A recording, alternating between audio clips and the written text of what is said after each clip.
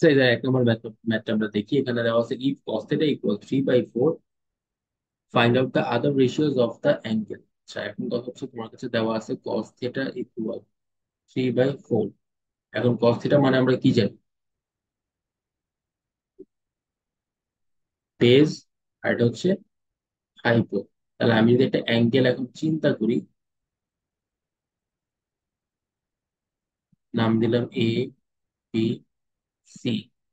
এখন এই ক্ষেত্রে এটা হলো অপোজিট সাইড, এটা হলো হাইপো, যেটার ভ্যালু আমার কাছে দেওয়া আছে 4। আর এটা হলো বেস, যেটার ভ্যালু দেওয়া আছে কজের থেকে পাইলাম হচ্ছে 3। এখন অপোজিট অ্যাঙ্গেল, অপোজিট সাইডটা কত সেটা আমরা জানি না। তাহলে আমরা কি করব? From Pythagoras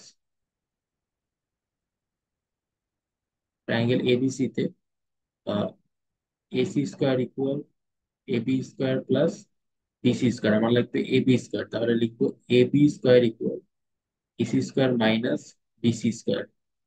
then AB equal root over AC square minus BC square. এসির ভ্যালু কত ছিল দেখো, এসির ভ্যালু হচ্ছে 4 স্কোয়ার মাইনাস 3 স্কোয়ার। তাহলে আমরা পাচ্ছি কত?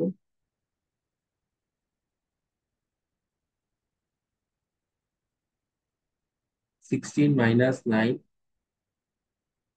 অর্থাৎ এবি ইকুয়াল √7। তাহলে আমরা এই অপোজিটের এখানে দিতে পারি √7।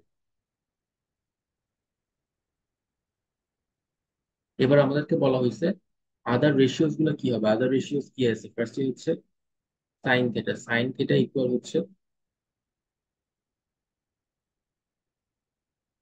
Height by hypotenuse. হাইট মানে হচ্ছে অপোজিট সাইড, তাহলে আমার অপোজিট সাইড ছিল √7, হাইপোটেনাস ছিল হচ্ছে 4। এরপর আছে হচ্ছে ট্যান থিটা। ট্যান থিটা হচ্ছে হাইট বাই বেস, অর্থাৎ opposite side divided by adjacent side. Opposite side হচ্ছে √7, অ্যাডজেসেন্ট সাইড হচ্ছে 3। এরপর হচ্ছে সেক। সেক থিটা কিন্তু হচ্ছে কজের উল্টা, তাহলে আমি লিখবো কি 4/3। এরপরে হচ্ছে কোসেক। কোসেক থিটা হচ্ছে সাইনের উল্টা, তাহলে আমরা কি লিখবো 4/√7। এরপরে আসতেছে হচ্ছে কট থিটা। কট হচ্ছে ট্যান এর উল্টা, তাহলে লিখবো 3/√7।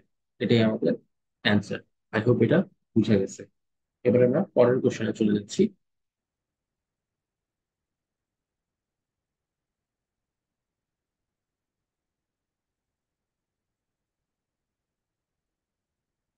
2 নম্বর কোশ্চেন দেওয়া আছে if 12 cot theta equals 7, what is the value of cos theta and cosec theta?